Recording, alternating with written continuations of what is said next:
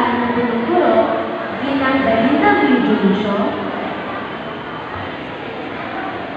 Ginoong Henry Anastasio, Faculty Club President, Ginoong Zafir M. Panganiban, SPTA Vice President, mga daluguro, sa lahat ng mga kaguruan, mga magulang, mga kapwa ko magsisipagtapos at mga bisita, isang pagpalang araw sa inyong lahat. Maligayang pagdalo sa ika-105 taon ng araw ng pagtatapos ng mababang paaralan, Padre Jose Burgos. Aking karangalan na kayo ay tanggapin sa espesyal na pagdiriwang ito, isang mahalagang kaganapan ng aming buhay estudyante, ang pagtatapos ng elementarya. Minsan lang sa aming buhay magaganap ito, kung kaya naman napaka-espesyal ng araw na ito.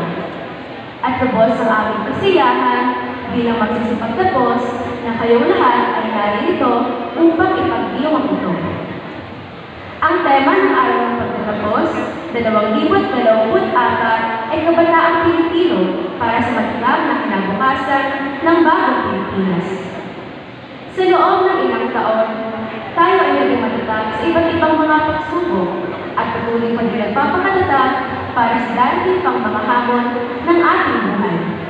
Kaya naman, lubos ang aking kasiyahan na batiin ang bawat isa ng maligayang pagtatapos dahil ang araw na ito ang simbolo ng lahat ng ating pagtitiyaga at pagsisikap. Ngunit, tandaan na ito ay simula pa lamang ng ating paglalakbay. Marami pa tayong mga hamon na haharapin. Ngunit, kung tayo ay magpapakatatag, ito ay ating malalampasan.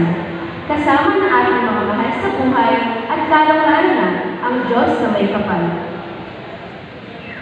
Maligayang pagbati sa ating lahat, Batch 2023-2024 graduates.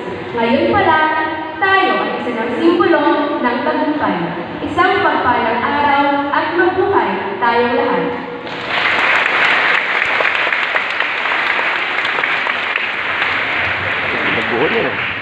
Sa bahagi nito, ay inaanyayahan ko po ang ating gulong na Pangulo na ikaayang kabaitang upang ipakilala ang mga magsisipagtapos sa dalawang taong panalawang 2023, 2024. Graduate na yung anak ko.